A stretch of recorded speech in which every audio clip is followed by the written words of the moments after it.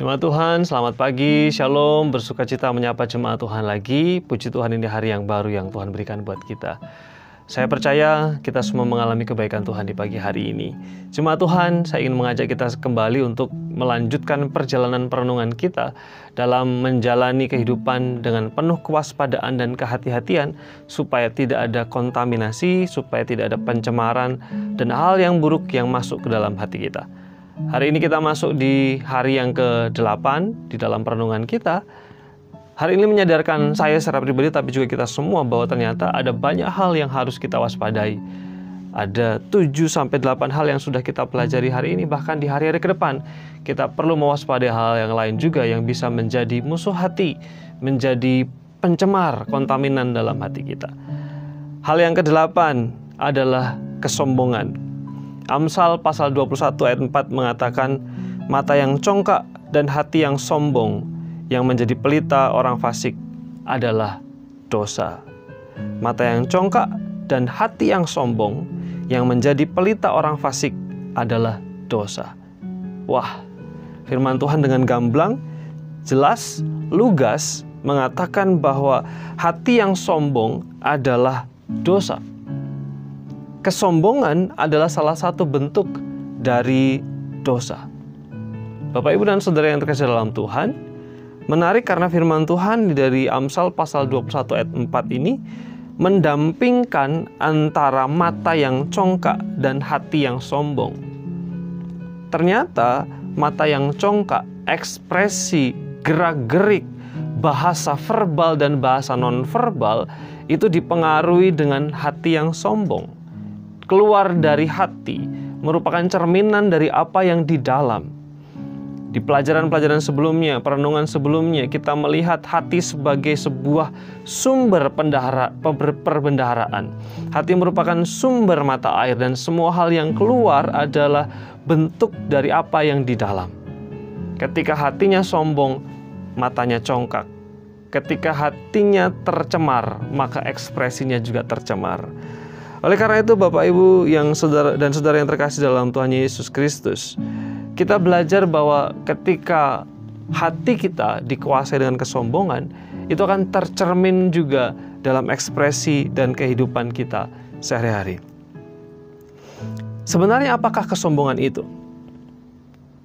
Keyakinan saya, kesombongan adalah ekspresi atau sikap hati yang mementingkan dirinya sendiri, menempatkan diri di pusat perhatian kita sendiri, dan mengabaikan atau menafikan yang lain, orang lain di sekitar kita. Kita menganggap diri kita lebih penting, menganggap diri kita lebih hebat, menganggap diri kita lebih berpengalaman, menganggap diri kita lebih pandai, lebih punya, dan lain sebagainya, sedangkan yang lain tidak seperti kita. Kesombongan adalah ketika kita menempatkan diri kita sendiri di atas yang lain, ketika kita mementingkan diri kita sendiri. Lalu kemudian kesombongan terjadi ketika kita melihat orang lain tidak sebanding, tidak selevel, tidak setara dengan kita. Orang yang sombong akan lebih mudah tersinggung ketika orang memberi masukan kepada kita. Kita tidak mau dikoreksi, kita tidak mau diberikan masukan. Kita merasa diri kita diserang. Kita sangat sensitif, mudah tersinggung. Ketika orang berkata sesuatu kepada kita, kita mengatakan, siapa kamu, siapa saya lebih begini, saya lebih begitu, dan lain sebagainya. Ini adalah ekspresi dari kesombongan. Bapak, Ibu, dan Saudara yang terkasih dalam Tuhan Yesus Kristus, sangat bisa dipahami dan dimengerti ketika Amsal pasal 21 ayat 4 yang kita baca tadi menghubungkan, mempersamakan antara kesombongan dengan dosa. Kalau Bapak, Ibu, melihat Yesaya pasal 14 dan Yeskiel pasal yang ke-28, maka di sana ada sebuah hikayat yang menceritakan bagaimana iblis akhirnya dibuang dari hadirat Allah karena satu persoalan. Persoalan itu tidak lain dan tidak bukan adalah kesombongan. Kesombongan yang membuat sang malaikat penghulu yang sangat dekat dengan Allah itu akhirnya dibuang dari hadirat Tuhan. Sekali lagi, kesombongan. Kesombongan sangat dekat dengan dosa, atau kesombongan adalah ekspresi dosa, dan kesombongan merupakan dosa mula-mula yang dilakukan oleh si jahat atau iblis. Oleh karena itu, mari jaga hati kita supaya tidak tercemar dengan kesombongan, supaya kesombongan tidak bercokol dan berdiam dalam hati kita. Jagalah hatimu dengan segala kewaspadaan, karena disitulah terpancar kehidupan. Kita berdoa.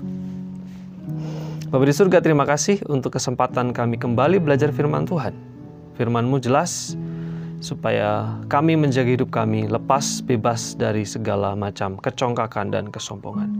Berkati dan tolong kami supaya kami menjaga hati kami dengan segala kewaspadaan. Terima kasih Tuhan, berkati semua Tuhan dalam sepanjang aktivitas di hari ini. Dalam nama Yesus kami bersyukur dan berdoa. Amin.